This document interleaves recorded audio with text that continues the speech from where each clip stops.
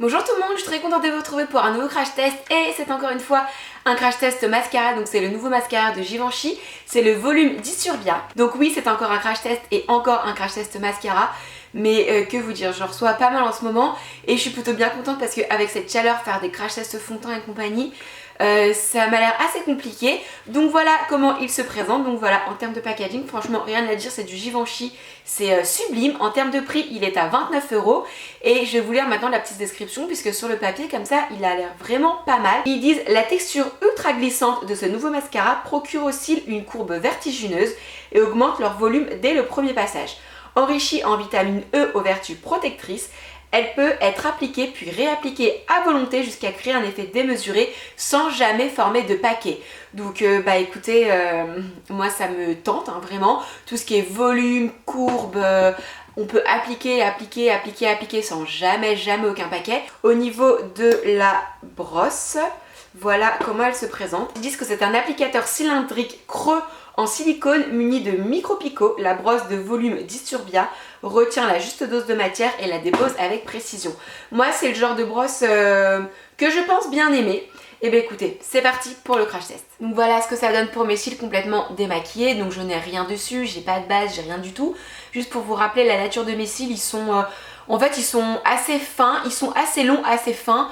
Et ils se recourbent assez facilement. Donc moi c'est pour ça que je recherche pas mal de volume et j'aime avoir de la courbure et j'aime avoir un résultat bien noir. Hop, et normalement ils disent qu'en un passage on a déjà un beau résultat. Et j'avoue qu'en un passage c'est déjà pas mal. Donc moi ce que j'aime faire c'est ajouter quand même pas mal de couches, ajouter au moins 2-3 couches de produit et pour avoir un vrai résultat. Mais pour le moment c'est pas mal. Vous voyez, en quelques petits coups de brosse, en fait on a un regard qui est bien ouvert hein. Et c'est vrai que pour le coup on n'a pas de paquet. Bon et bah écoutez, je pense que là on en a terminé. Voilà ce que ça donne avec quelques couches de mascara. Honnêtement j'en ai mis beaucoup moins qu'avec mes autres mascaras habituels. Il n'y a clairement pas besoin d'en mettre plus. J'ai des cils qui sont hyper longs, hyper volumineux, hyper fournis, sans aucun paquet. J'en ai également mis sur les cils du bas.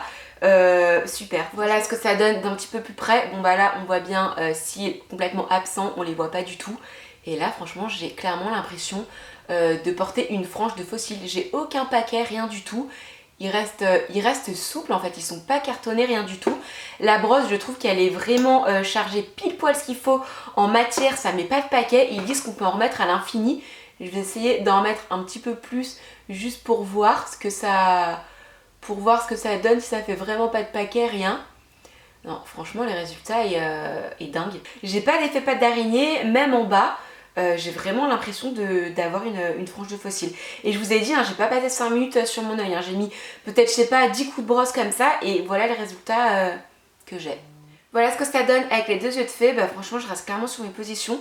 Je trouve le résultat vraiment dingue. Habituellement j'utilise souvent, vous savez, une base de mascara. Je l'ai devant moi, c'est la base L'Oréal Extatic. Bah là clairement il n'y a vraiment pas besoin. Et je le répète hein, mais j'ai pas passé 3 heures à travailler mes cils hein. Et vraiment j'ai l'impression d'avoir un petit peu comme si j'avais mis une frange de faux cils. J'ai aucun paquet, rien du tout. Et juste pour en revenir 2 petites minutes sur la brosse, ce genre de brosse habituellement vous savez avec des petits picots en silicone, ça a tendance, enfin du moins sur moi, ça a tendance à me piquer un petit peu la muqueuse, à piquer en fait. Là mais vraiment pas du tout. Bon bah écoutez, ma vidéo est maintenant terminée, donc vous l'aurez bien compris, pour moi c'est une très belle découverte, c'est un top. Et vous le savez hein, que je reçois des produits gratuits ou pas, et ben je vous dis ce que j'en pense. Il y a 2 semaines de ça j'ai fait une vidéo sur un mascara MAC que j'ai reçu de la marque. Et je vous l'ai dit, hein, c'est un mascara qui est ok mais pour moi qui est clairement pas suffisant. Enfin voilà, je vous la remettrai dans le petit i si vous ne l'avez pas vu.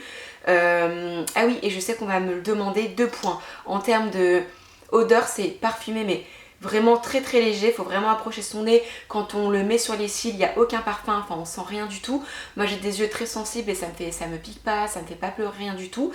Et deuxième point, puisque je pense pas tout le temps à le préciser, mais mes mascaras favoris ce sont des mascaras qui apportent beaucoup de volume.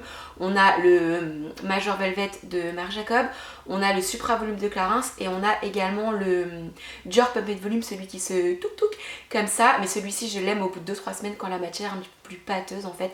Je l'aime pas quand il est neuf. Je pourrais pas encore vous dire s'il va rejoindre vraiment mon top mascara, puisqu'il me faut un petit peu plus de temps quand même pour voilà, plus de temps à l'essayer, mais honnêtement pour une première impression je trouve le résultat encore une fois dingue.